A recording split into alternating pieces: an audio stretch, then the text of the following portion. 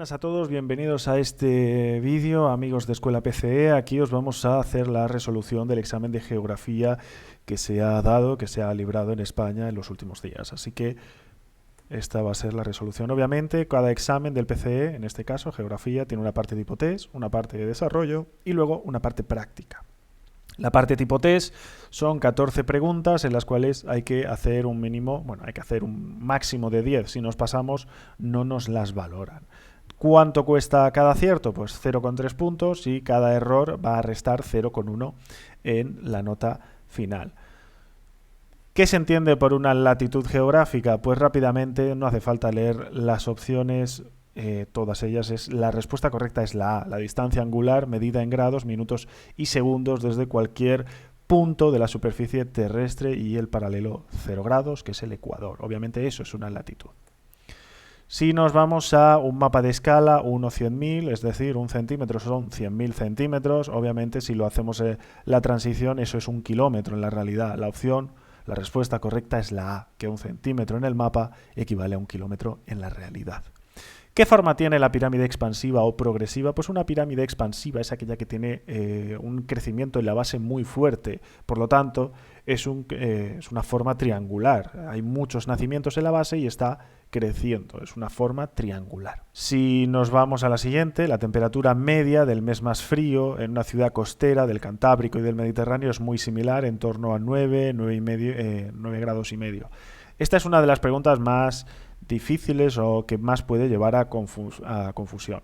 Realmente, si nos vamos a la opción A, nos dicen no es posible en el Cantábrico, por estar más al norte la temperatura debe ser menor.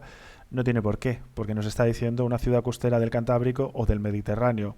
Podemos irnos al Mediterráneo, al norte del Mediterráneo y no hay ningún problema. La opción B nos dice tanto para una ciudad como para otra son temperaturas medias muy bajas. Realmente no, las temperaturas sobre 10 grados es lo normal en invierno, tanto en el norte como en el sur. Obviamente si nos vamos, tanto como en el norte y en el sur no, tanto como en el norte y el Mediterráneo. No nos dice si es el sur Mediterráneo, no nos dice si es Almería, por ejemplo, no nos dice nada de eso. Entonces, si fuera Almería sí estaríamos por encima de 10, serían 12, 13, pero como no nos lo dice, realmente esta opción la descartaríamos. Entonces la opción correcta sería la C. Es el resultado de la influencia oceánica que contribuye a suavizar las temperaturas del Cantábrico en invierno. Entonces la temperatura media del mes más frío en una ciudad del Cantábrico con otra del Mediterráneo es muy similar en invierno, entre 9 y 9,5. Eso sí, porque no nos especifica qué altura del Mediterráneo. Entonces sí se darían en la costa este tipo de temperaturas, sobre más o menos los 10 grados. Los picos de Europa es un macizo montañoso que se encuentra pues obviamente en Asturias no, en Asturias y Castilla y León tampoco. Los picos de Europa son grandes, tienen un espacio de bastantes kilómetros cuadrados, entonces sería la opción C, Cantabria, Asturias y Castilla y León. ¿Qué es un anticiclón? Pues obviamente la opción correcta es la A, es un área de alta presión respecto a las que le rodean. No es un área de baja presión y no es un viento en dirección alternante. El paisaje cultural característico de Extremadura pues nos dice el de páramos, el de dehesa o el de huertas y plantas forrajeras. Obviamente es el de dehesa, paisaje de dehesa. ¿Qué se entiende por la estabulación? Pues la estabulación realmente es la cría de ganado en establos alimentado con piensos. No es un proceso de estabilización de empleos temporales y no es la cría de ganado en prados y pastizales naturales. Si nos vamos a la 10, ¿qué se denomina una explotación agraria de gran extensión? Obviamente es un latifundio, no es ni minifundio ni barbecho. Barbecho es cuando no se pone a producir, no se siembra en un terreno, no se aplica, y realmente un minifundio es un territorio, una parcela muy pequeña, por debajo de las 10 hectáreas. El latifundio es por encima de las 100.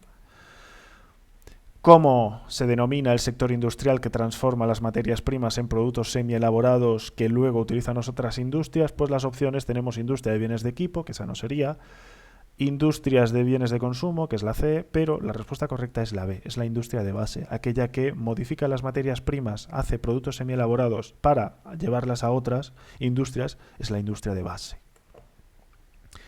¿Qué es la densidad de población? Tenemos varias opciones. La C obviamente no es, la A tampoco es la B.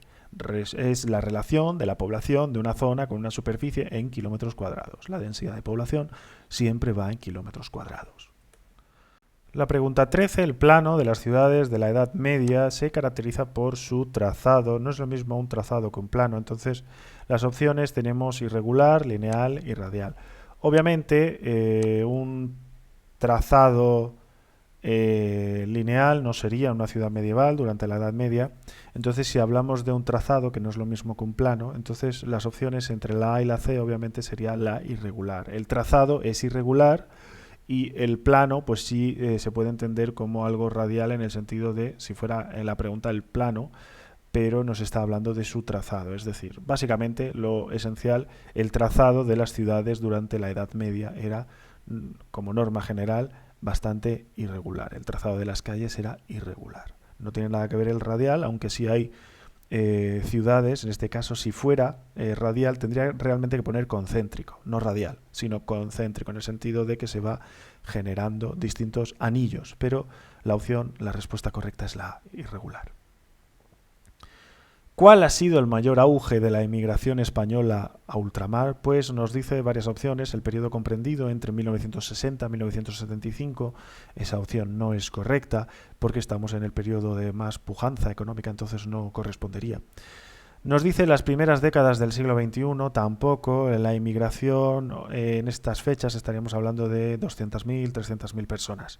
Realmente el periodo con mayor movimiento, mayor auge de migración es a finales del siglo XIX y principios del XX. Fundamentalmente hasta la Primera Guerra Mundial es cuando cientos de miles de españoles fueron a Cuba, Puerto Rico, pero también a México, Argentina y a distintos lugares. Entonces esa sería la respuesta correcta, finales del 19, principios del 20.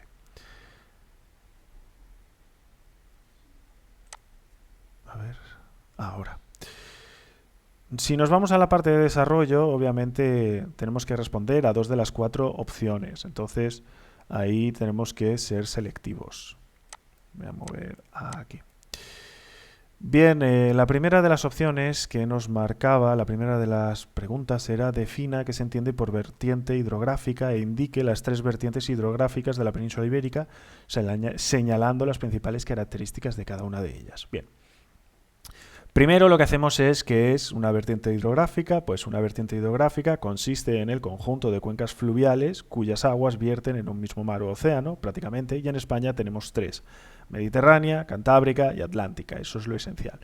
La vertiente, ya entrando en cada una de ellas, la vertiente cantábrica son ríos cortos, caudalosos, con bastante erosión, bastante fuerza erosiva por la pendiente, porque la cordillera cantábrica está muy cerca del mar, y lo que se produce realmente, como hay pocos kilómetros desde que el nacimiento hasta la costa, pues entonces los ríos tienen mucha fuerza. Es un régimen fluvial muy regular gracias al clima oceánico y por sus características sabemos que este tipo de ríos son muy buenos para el aprovechamiento hidroeléctrico, para establecer plantas de energía eléctrica. Ejemplos, no pide los ríos, pero sí podemos dar alguno de ellos, pues el Bidasoa, Nervión, Nalón, Navia, Eo, entre otros. Podemos hablar del Sella, podemos hablar de otros tantos. Luego la vertiente atlántica son ríos más largos, con bastantes afluentes, con pendientes más suaves porque la meseta está basculada hacia el occidente debido a la orogénesis terciaria, está basculada. Entonces los ríos de este lado pues son más largos, sinuosos, hacen curvas. Son ríos de régimen pluvial o pluvial directamente, y ahí hablaríamos del Miño, el Duero, el Tajo, el Guadiana y el Guadalquivir. Son los más grandes, pero también hay otros más pequeños como el Tinto, el Odiel o el Guadalete.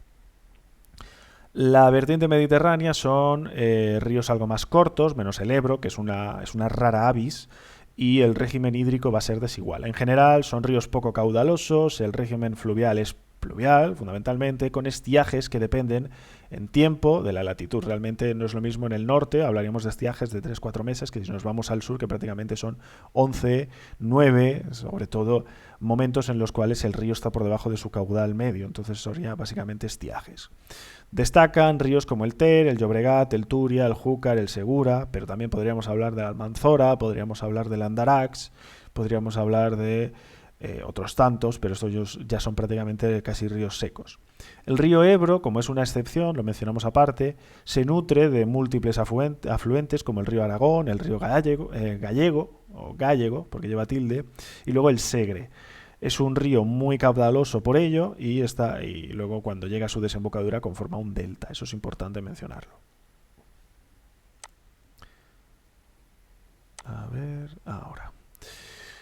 Riesgos naturales en España, riesgos de origen geológico y climático. Esta ha sido la segunda de las preguntas. Entonces, pues bueno, hacemos una breve introducción. El medio puede afectar de forma tanto positiva como negativamente a la actividad humana. Entre los riesgos naturales geológicos, pues podemos hablar de aquellos que proceden del interior de la Tierra, que generan seísmos, erupciones volcánicas o desprendimientos, desplazamientos de grandes parcelas de tierra. Explicamos cada uno de ellos. Los seísmos en la península ibérica obedecen realmente a la posición del territorio en el contacto entre las placas africana y la euroasiática, y entonces lo que deberíamos de especificar realmente que estos se van a dar sobre todo en lugares cercanos a los Pirineos, cercanos a las cordilleras béticas y en los entornos del mar de Alborán, es decir, más o menos al lado del estrecho de Gibraltar entre Marruecos, Argelia y España. Si hablamos de erupciones volcánicas, hoy en día solo se pueden limitar a las Islas Canarias. El vulcanismo de los demás sitios de la península ibérica ya no se produce, son volcanes inactivos, entonces solo las Islas Canarias tienen un vulcanismo activo. Aquí tenemos que hablar que es uno de los elementos más característicos y siempre hay que diferenciar entre las islas orientales de las occidentales. Tenerife, El Hierro, La Palma son las que siguen con volcanes bastante activos y con bastante fuerza. Hay, por mencionar, hace 2 años hubo uno, el de Cumbre Vieja, La Palma, que empezó otra vez nuevamente a erupcionar, entonces es como una mención. Y en cuanto a los riesgos climáticos más frecuentes, el tema del clima, pues hablaríamos de inundaciones y las sequías. Las inundaciones están motivadas por lluvias caídas en poco tiempo, de una forma rápida, o por la fusión de las nieves. Afectan principalmente a la fachada mediterránea y también a la cantábrica. Luego la sequía consiste en déficit pluviométrico temporal o prolongado, que en la zona sur es mucho más. Y paralelamente hay otros riesgos climáticos como puede ser el granizo, las tormentas eléctricas, las olas de frío o de calor o los temporales de viento. Esos son aspectos más, pocos. Se dan, pero son pocos. Todos estos riesgos naturales se deben realmente de combatir. Esto ya es un poco como una conclusión. Entonces hablaríamos se combaten mediante construcciones de infraestructuras, mejorando los órganos de previsión y vigilancia, prevenir mediante leyes que eviten estos riesgos o mantener a la población informada. Eso siempre es importante. La tercera opción que nos mostraban eran los ensanches urbanos decimonónicos, principales características morfológicas y sus diferencias con los centros históricos. Indique algunos ejemplos. Tenemos que tener en cuenta que entre mediados del siglo XIX, el primer tercio del XX, las ciudades implantaron sus industrias modernas, atrajeron realmente a numerosas masas de población de fuera. Entonces se establecieron realmente unas ciudades nuevas que hasta entonces no habían existido los 17, 18 siglos antes. Estas ciudades no habían superado nunca sus murallas y ahora han superado. Entonces hablaríamos que básicamente que la muralla se tiene que derribar y su lugar es ocupado por bulevares que van a diferenciar el paso del casco antiguo a la nueva ciudad. Ahí vamos a tener ensanches de burgueses, barrios industriales y obreros y luego barrios ajardinados o lo que se llama también la ciudad jardín. Si empezamos uno a uno, pues por seguir lo que nos piden, características, tipos de ensanche y ejemplos, pues no hay ningún problema en escribirlos, 2 puntos, y diríamos debajo, pues el ensanche burgués es un espacio nuevo que responde a los deseos de crecimiento urbano de la burguesía, por tanto, plasma sus ideas de orden, un plano regular, plasma su idea de higiene, con dotación de servicios, pavimento, agua, todo eso hay que tenerlo en cuenta, y de beneficio económico, eso con la construcción de viviendas, los comercios, los transportes. En el momento de su creación, el ensanche va a adoptar un plano regular en cuadrícula, con calles rectilíneas y más anchas que las de los cascos antiguos. La trama va a ser de manzanas abiertas por uno o 2 lados y con extensos espacios ocupados por jardines. La edificación va a incluir palacetes, burgueses, villas, inmuebles de mediana altura, y los primeros ensanches se van a hacer en Barcelona con el ingeniero / arquitecto Ildefonso Cerdá en el 59, y en Madrid tenemos el de Carlos María de Castro. Luego también se van a difundir a otras ciudades a finales del 19 y primer tercio del 20. Con el paso del tiempo, el ensanche va a experimentar modificaciones, la trama se va a densificar y al edificarse toda la manzana en su conjunto se va a desaparecer esas zonas destinadas a parques y lo que se va a producir es un urbanismo en vertical, hacia arriba. Al levantarse áticos, villas, todo eso al final va a hacer una proliferación de la construcción y del urbanismo realmente con los años 60. Los barrios obreros e industriales, estos estaban originalmente en el extrarradio y ofrecían un contraste con el ensanche burgués. Son fundamentalmente periferia de las ciudades, junto a principales vías de acceso a ciudades, puertos y estaciones de ferrocarril. Cuando se crean, son un poco desorganizados, con viviendas pequeñas, poca calidad, usos del suelo se mezclan con residencia, industria, taller, almacenes, es un poco caótico. No tienen o carecen de infraestructuras, los equipamientos son bastante malos, escasos, diría yo, y los barrios son focos de enfermedades e incluso de epidemias. En la actualidad, esas zonas industriales, esos barrios obreros, que se ubicaron cerca de las estaciones de ferrocarril, de los puertos, de las zonas donde se movía la industria, hoy en día esos barrios han quedado céntricos, han quedado rodeados de la ciudad moderna y se están revalorizando. Es decir, ahora valen bastante. El suelo es caro. Paralelamente a los ensanches burgueses van a aparecer en la misma época, pero fundamentalmente más a finales del 19, el llamado barrio jardín. El barrio jardín es una idea creado por el urbanista Howard, el británico, es muy famoso este hombre, y lo que van a hacer es agrupar viviendas unifamiliares en zonas, con zonas verdes, con huertas, y el objetivo era eliminar esa vivienda insalubre de los extrarradios, pero como es un proyecto que tiene escasa rentabilidad, se va a orientar al final a las clases medias y esto va a generar un tipo de urbanismo muy eco-friendly, donde hoy en día lo podemos ver con urbanizaciones cerradas, alejadas de las ciudades, lo que sería en zonas verdes, en espacios básicamente poco menos que de montaña o de campo. Y el mayor ejemplo, el más conocido en España, es el proyecto de la ciudad lineal de Arturo Soria. Esta se concibe como una gran calle de 40 metros de ancho con las infraestructuras por medio, el tranvía y las carreteras, y va a tener las manzanas con casas unifamiliares, con huertas y jardines. Si nos vamos a las fuentes de energía renovables, tipos y principales características, que es la cuarta opción que nos ponían, pues hablaríamos de qué es una fuente de energía renovable, aquella que no se puede gastar, es decir, porque básicamente es indefinida, como el viento, el agua, el sol, y el consumo de este tipo de energías van a arrancar a partir de la crisis de 1973, la crisis del petróleo. Este tipo de energías vamos a ir desgranándolas. Nos pide tipos y características, pues directamente tipos y características, 2 puntos, eso no hay ningún problema. Energía hidráulica es aquella que se obtiene de fuentes de energías renovables, el agua embalsada en presas, en lagos, la que hace saltar, mueve turbinas, transforma la fuerza mecánica y genera electricidad. Esta producción se localiza en la mitad norte de la península, salvo el litoral mediterráneo por sus características topográficas e hidrológicas. Los desniveles se van a aprovechar y que los ríos son de caudal abundante. Ofrece ventajas al ser renovable, pero depende obviamente de la cantidad de precipitaciones y de la cantidad de agua que tenga almacenado ese pantano, esa balsa, ese embalse. Entonces también tiene conflictos con el uso del agua, cuando es doméstico, cuando es agrario, cuando es industrial. Actualmente la energía renovable más desarrollada es la de las minicentrales hidráulicas, que se utiliza realmente en los ríos de caudal pequeño y lo que permite es llevar la electricidad a lugares muy apartados, por ejemplo en montaña. Luego tenemos la energía eólica que es la de las grandes aspas que están girando, entonces utiliza la fuerza del viento para transformarla en energía eléctrica. Y en pocos años esto se ha desarrollado muchísimo. Esto hay prácticamente en todas las provincias de España, fundamentalmente en las zonas con más viento, como vientos locales, sobre todo Tarifa, Finisterre, la zona de Rosas, el Valle del Ebro, Canarias, etc. Luego tenemos la energía de biomasa que se obtiene de la combustión de los residuos agrícolas, ganaderos, forestales e industriales, es decir, quemar.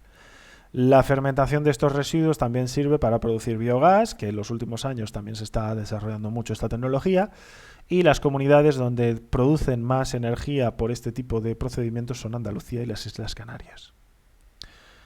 Continuando, la energía solar utiliza la luz del sol. Si los residuos... Un segundito. Sí, esto sería ya con la energía solar. La energía solar va a utilizar la luz del sol, obviamente, y también el calor. Tendremos centrales solares térmicas que van a utilizar placas para calentar agua y calefacciones domésticas, como en Andalucía, en Cataluña, en Baleares, Canarias. Tenemos también centrales termoeléctricas que utilizan espejos para producir un vapor que va a mover turbinas, y estos se ven sobre todo en la zona de Sevilla. Hay varias centrales como la de Sanlúcar, que son muy grandes. Y luego tenemos centrales fotovoltaicas, que son las que utilizan los paneles de silicio, los que últimamente vemos que se ubican en las casas, y estos se están ahora desarrollando muchísimo. Si nos vamos a otro tipo de energías renovables, la geotérmica, que va a utilizar el agua caliente subterránea, o tanto introduciendo tubos como aprovechando acuíferos o zonas de aguas calientes realmente, zonas que están cerca, pues vamos, de aguas termales, pues lo que va a provocar es, se va a utilizar para calentar realmente. Se puede utilizar como invernaderos en Murcia, que los calientan de esta forma, o para las viviendas e incluso para generar electricidad. Luego tenemos un tipo de energía que está un poco en desarrollo todavía, que es la mareomotriz, que realmente son turbinas que se colocan en la costa y aprovechan la entrada de las olas del mar. Es decir, es un movimiento que va a estar siempre, entonces se aprovecha este tipo. Solo hay una central en Cantabria y otra pequeña en Guipúzcoa. Está un poquito reducido. Si nos vamos a la parte práctica, esta parte práctica está valorada en 3 puntos. La anterior eran 2 puntos por cada opción. Espero que hayáis elegido mentalmente la mejor de las 2 opciones. Y si nos vamos a la parte práctica, va a consistir en una serie de preguntas de opciones. Entonces, aquí está bien cortado. Bien. La opción A nos pone en esta imagen donde podemos interpretar varias cosas. Podemos pensar que estamos en un paisaje oceánico, de clima oceánico, un paisaje del norte de España, que se podría dar, pero por la situación de las pendientes, por la presencia de fenómenos como Ranker, es decir, como la roca viva, pocas parcelas, prados, casas separadas, techumbres muy marcadas, y además que estamos en un cerro muy elevado. Estos son hayas, este tipo de árbol son hayas, y estos son más bien coníferas, son bosques caducifolios. Entonces, y además una montaña por ahí detrás, por este tipo de paisaje, por este tipo de vegetación, estaríamos en un piso montano de un paisaje de montaña, obviamente, posiblemente del norte peninsular. Entonces hay que tener en cuenta, esas son las características que han hecho que nos centremos ahí. Este tipo de agricultura pequeña, latifundios pequeños, obviamente esto es poco menos que agricultura forrajera para alimentar al ganado, al poco ganado que se da en estos prados. Entonces, ¿qué preguntas nos dan? Nos dice, a partir de la observación y análisis de la imagen, indique el ámbito o región de la península que se situaría este paisaje. Entonces, por los elementos físicos y humanos que se observan, pues podemos decir que nos encontramos en un paisaje de la zona norte de la península ibérica, o bien, obviamente, en un paisaje de montaña. Y dejamos un poco abierto, pero ya os digo que es de montaña. La siguiente pregunta, ¿qué tipo de paisaje aparece en la imagen? Pues ahí lo que tendríamos que decir es que el paisaje en concreto es un paisaje agrario de montaña. Si la siguiente pregunta que nos dice señala el tipo de relieve desde el punto de vista geomorfológico, ¿cree que se asociaría al zócalo de una cordillera de plegamiento? Al zócalo, a una cordillera de plegamiento o a una cuenca sedimentaria. Obviamente estamos en una zona de montaña, o sea, un zócalo no puede ser. Entonces, lo que estaríamos es, desde el punto de vista geomorfológico, diríamos que estamos ante una cordillera de plegamiento que ha sufrido la erosión durante todo el periodo del Cuaternario. Eso sería la respuesta. La siguiente pregunta nos dice, indique los principales riesgos climáticos del ámbito seleccionado y asócielo a alguno de los dominios climáticos peninsulares. Pues entonces los riesgos climáticos que se pueden dar en este paisaje de montaña son los relativos a los climas extremos, sobre todo en invierno. Entonces podemos, por ejemplo, podemos hablar del periglaciarismo, que se da por las bajas temperaturas, pero también hay heladas, nevadas, etcétera, etcétera. En primavera, además, estas nieves tienden a fundirse y van a crear avenidas, crecimientos de ríos, de riachuelos, y pueden generar al final pues un poco problemas, sobre todo pues impredecibles río abajo, realmente podría generar. Entonces habría que hablar en ese aspecto. Se pueden dar corrimientos de tierra, todo esto siempre y cuando no haya suficiente vegetación. Además se ve en la zona bastante escarpada. Tenemos barrancos por aquí, todo esto es muy abrupto. Aquí hay otra montaña, obviamente estamos a unos 2000, 2400 metros de altitud, un poquito menos tal vez. La siguiente, nos dice la pregunta, asócielo a alguno de los dominios climáticos peninsulares, pues diríamos realmente que el dominio climático peninsular sería el propio de montaña. Entonces las características son precipitaciones de más de 1000 milímetros anual y la amplitud térmica, que siempre va a ser un poco más extrema en relación a la temperatura mínima del invierno con la temperatura máxima del verano. Dependerá siempre de la latitud. La siguiente pregunta nos dice, señale los rasgos del paisaje vegetal y las especies típicas asociadas. Pues entonces aquí tendríamos que hablar que estamos en un paisaje vegetal por pisos, por el que tendríamos que mencionar realmente primero el piso basal, que aquí no se refleja, que sería la vegetación similar a la zona del clima más cercano, posiblemente oceánico. Luego pasaríamos al piso montano, que sería el más reflejado aquí, porque encontramos realmente bosques de tipo caducifolio, con coníferas, que son estas de aquí, de la ladera en lo alto, y luego todo esto que son hayedos, que están en las zonas más de barranco, aprovechando la humedad. También hay, estos son fundamentalmente, esto va a ser seguro pinos negros realmente, y estos son hayedos y algunos subtipos del bosque caducifolio de coníferas. Entonces eso es lo característico. Los siguientes pisos que tendríamos que mencionar, aunque no aparecen en la imagen, pues sería realmente el piso alpino, que es el de la vegetación propiamente de herbáceos, pero de herbáceos de manera natural, no esto es antrópico, entonces sería más bien de prados y herbáceos. Y luego el piso nival, que sería propiamente de musgos, que aquí no aparece. Entonces aquí posiblemente estemos en un proceso de transición entre el piso montano y el siguiente piso, básicamente, pero está ahí. No podemos tampoco centrarnos, es decir, no podemos descartar una opción u otra. La siguiente pregunta nos dice en qué vertiente hidrográfica situaría el paisaje. Pues si tuviéramos que situar en una vertiente hidrográfica, tendríamos que irnos muy posiblemente a la vertiente hidrográfica del norte, cantábrica, realmente del norte peninsular, porque este tipo de paisaje, este tipo de clima, este tipo de vegetación, realmente pues estamos ante ese tipo de formaciones y ese tipo de elementos. Entonces eso es lo que tendríamos que tener presente. ¿Cómo son ese tipo de la vertiente hidrográfica? Pues entonces ríos cortos, caudalosos, con mucha erosión, con mucha fuerza y con una pendiente muy alta, y permite establecer centrales hidroeléctricas, lo hemos visto. ¿Qué actividades creemos que se podría albergar en este territorio? Pues obviamente las actividades son de dos tipos. El tipo de agricultura, en el paisaje más rural, pues hablaríamos más bien de ganadería. Agricultura aquí no se puede dar. Esto de aquí son posiblemente alfalfas y del estilo, en el sentido de que son plantas forrajeras. Entonces aquí deberíamos de hablar que fundamentalmente ganadería por esa parte, o policultivo de autoconsumo, y si es monocultivo sería plantas forrajeras. ¿Qué otro tipo de trabajo se puede dar? Pues obviamente el tipo forestal, aunque muy residual, y el turismo. El turismo hoy en día se da en cualquier parte, entonces se puede dar aspectos propios del turismo. Eso no hay ningún problema. Bien, la siguiente opción, o el siguiente, lo tenemos aquí en pequeñito.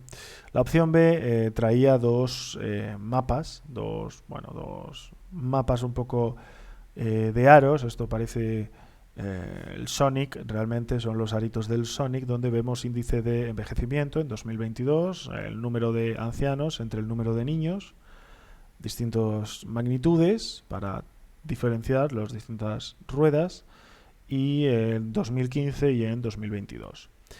¿Qué es el índice de envejecimiento? Pues el índice de envejecimiento tendríamos que tener en cuenta que es el porcentaje de población mayor de 64, porque es a partir de 65 años, que hay sobre una población. Entonces eso habría que tener en cuenta. Ese índice de envejecimiento se suele comparar con la población menor. Entonces el envejecimiento lo que hacemos es el porcentaje de la población mayor de 64 sobre la población menor de 16 años. Entonces eso sería lo esencial que habría que determinar.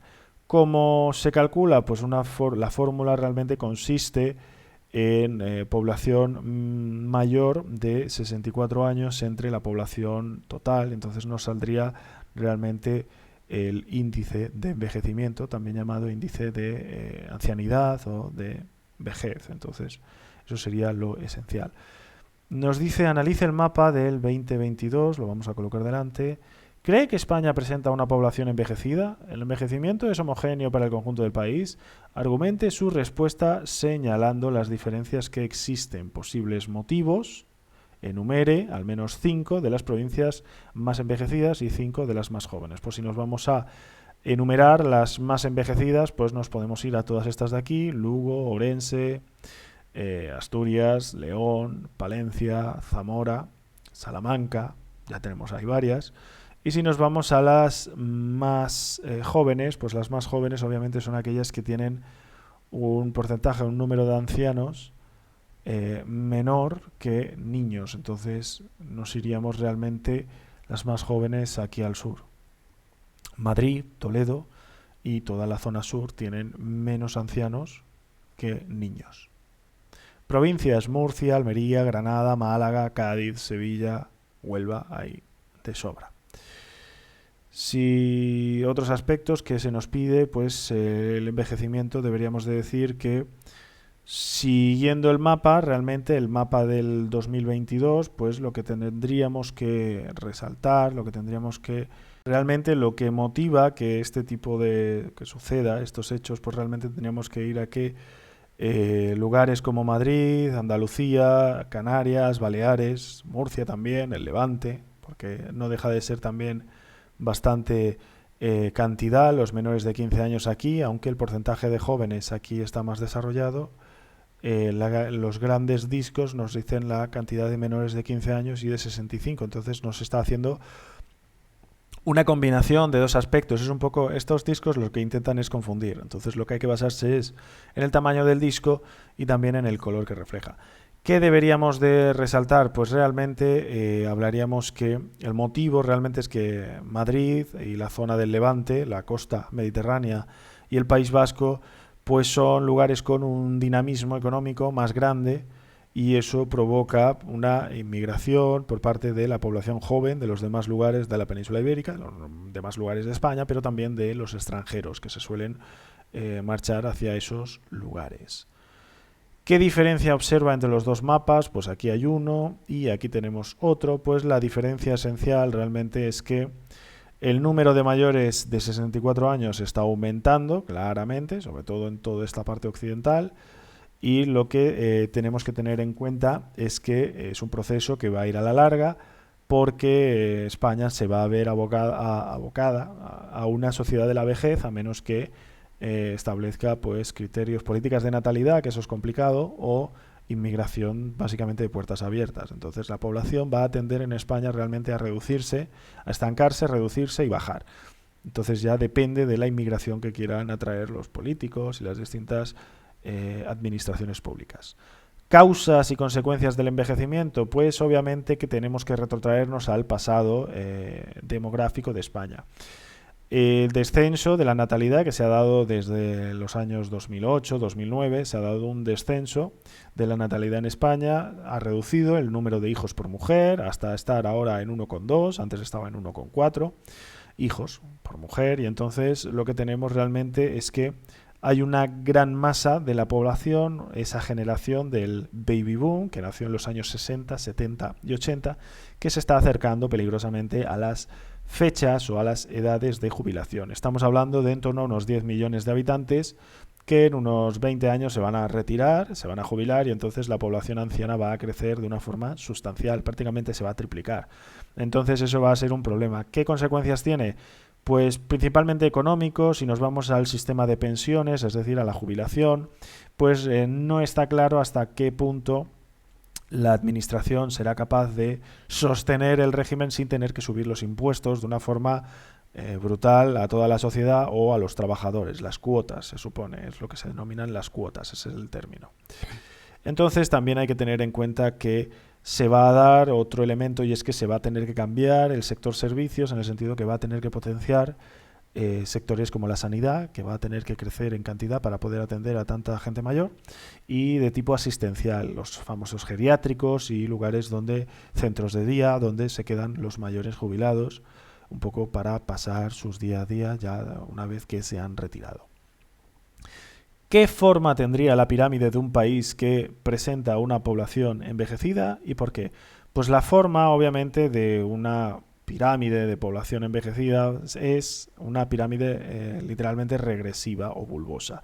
Este tipo realmente es aquella que se va cerrando, es aquella que va haciendo el cierre por arriba, tiene una forma de bulbo, y esto se debe realmente a una reducción dilatada, contrastada y que se conserva en el tiempo de la natalidad, se reduce la natalidad.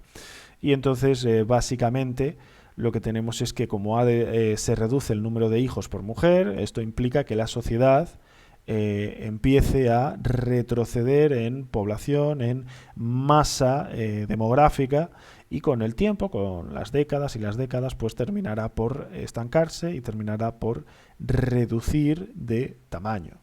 Entonces eso es lo esencial. Hasta aquí, poco más que decir. Espero que os haya servido, que os haya interesado. Dejen vuestros comentarios, denle like, síganos en nuestras redes y nada más por mi parte, todo por aquí.